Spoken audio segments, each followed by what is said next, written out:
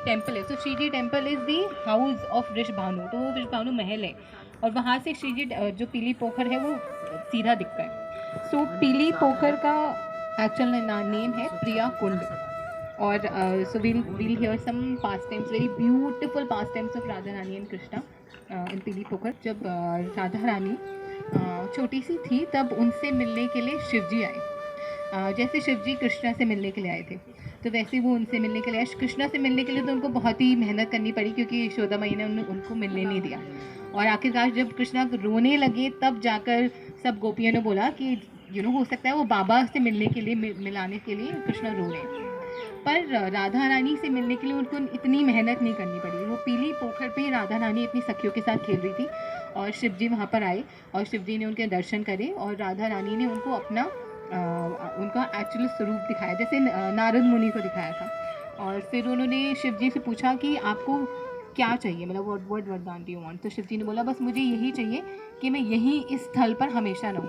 तो शिवजी वहाँ पर है प्रियेश्वर महादेव के रूप में। सो वो जो पीली पोखर है वहाँ पर एक शिवजी का टेम्पल है, प्रियेश्वर महादेव के रूप में एक शिवजी वहाँ पर वास करते हैं और हमेशा वो राधा रानी के दर्शन करते हैं क्योंकि वहाँ से उनका जो वृषभानु का महल है यानी श्रीजी टेम्पल दिखाई देता है।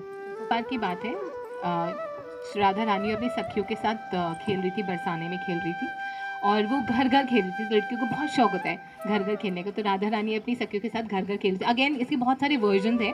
कहा जाता है कि जो संत होते हैं उनमें साक्षात्कार से अलग अलग वर्जन बताते हैं, शास्त्र में अलग अलग वर्जन के। ये जो है ये श्रील रूप गोस्वामी की बुक से लिया गया है, तो उनका वर्जन है। श्रील रूप गोस्वामी ऐसे बता रहे हैं कि राधा रानी अपनी सखियों के साथ घर घर खेल रही थी और वहाँ पर उस समय आते हैं दुर्वासा मुनि।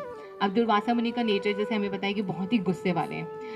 अब जैसे ही वो आते हैं जो सारी सखियाँ होती हैं राधा रानी की वो डर कर भाग जाती हैं और राधा रानी इज़ नॉट बहुत बड़े नहीं थे, मतलब दे वर ओनली 4 years old और दे वर प्लेइंग।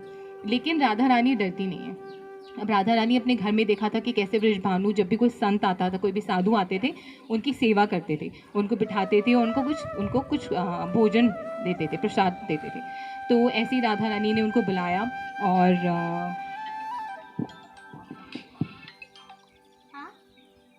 तो राधा रानी ने उनको बुलाया, उनको बैठने के लिए बोला और दुर्वासा मुनि उनको देखकर एकदम स्तब्ध रह गए। जैसे दुर्वासा मुनि ने राधा रानी को देखा उन्होंने बोला इतनी दिव्य जिससे रोशनी आ रही है, कौन है।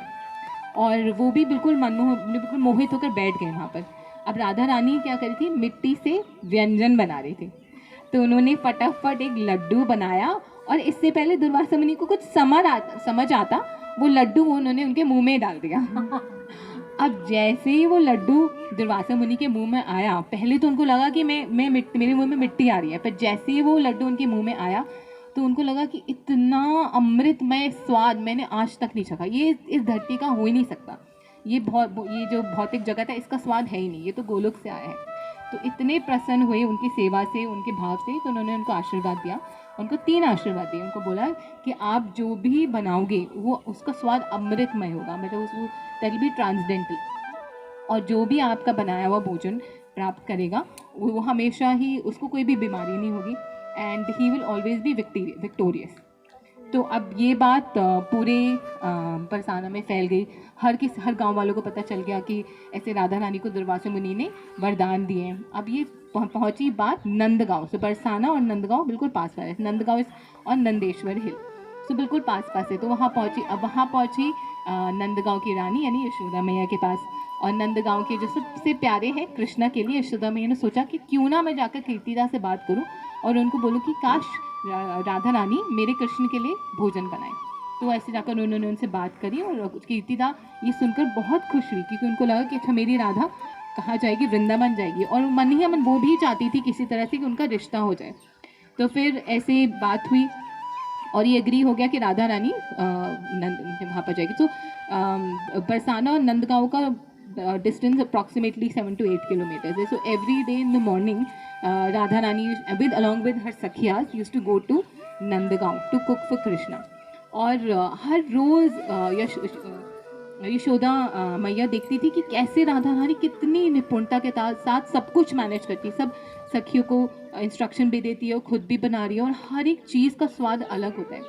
और वो हमेशा सोचती थी कि कितनी प्यारी, कितनी सुंदर है राधा रानी और कितनी सुंदर है राधे, और रोज़ इसको कृष्ण के लिए जाना पड़ता है, फिर वापस आना पड़ता है, कितना थक जाती थी। तो ऐसे ना मनन करते करते करते करते एक दिन उसने सोचा कि बस काश ये मेरी बहू बन जाए और इसको आगे से ना वापस बरसाना जाना ना पड़े। तो उस दिन उन्होंने क्या करा, हल्दी ली और उनके हाथों में हल्दी लगा दी। और अचानक ही जब राधा रानी के हाथों में हल्दी लगी तो उनको समझ नहीं आया कि क्या हुआ, पर वो जब उन्होंने देखा तो मन ही मन वो खुश होने लगी कि हाँ कि मेरा और कृष्ण का विवाह होने वाला है।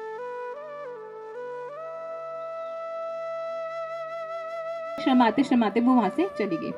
अब वो वहाँ नंदगांव से निकली तो खुश खुश, बहुत खुश खुश खुश, लेकिन जैसे बरसाने में उनमें प्रवेश करा तो उन्होंने लगा कि अगर मेरे ये पीले हाथ किसी ने देख लिए या मेरे मैया बाबा ने देख लिए तो वो मैं उनको क्या बोलूँगी, क्योंकि कोई बड़ा नहीं था और मैंने कुछ बोला भी नहीं।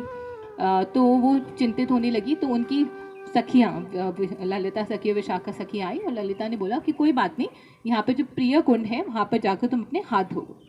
अब राधा रानी प्रिय कुंड में गई, उन्होंने अपना हाथ धोना शुरू करा, तो हाथ मलना शुरू करा धीरे धीरे धीरे धीरे, और मन में वो सोचने लगी कृष्ण के बारे में।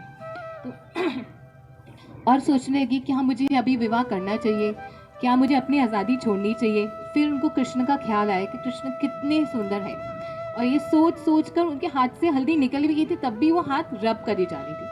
तो ललिता ने बोला कि रुको रुको राधा, तुम क्या कर रही हो, देखो पूरा सरोवर पीला हो गया। तो ये देखकर वो डर कर चले गए वहाँ से। और ये चीज़ कुछ गांव वालों ने देख ली थी और वो सब लोग एक दूसरे को बताने लगे, अच्छा ऐसा हुआ है कि राधा रानी नंदगांव से आई है, उनके हाथ पीले थे और उन्होंने यहाँ पर सरोवर में हाथ धो लिया, यानी कि रिश्ता पक्का हो गया।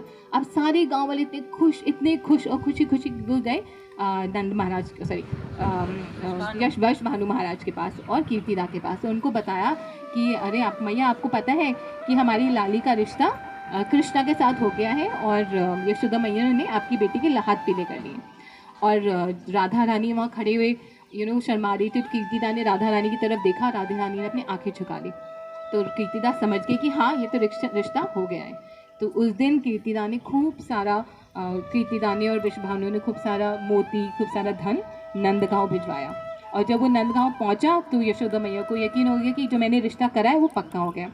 अब वो ये पीली पोखर की लीला हुई। इसके कुछ दिन बाद क्या होता है, कृष्ण अपने फ्रेंड के साथ एक काफ को ढूंढते ढूंढते उसी सरोवर में आ जाते हैं, प्रिय सरोवर में यानी पीली पोखर में।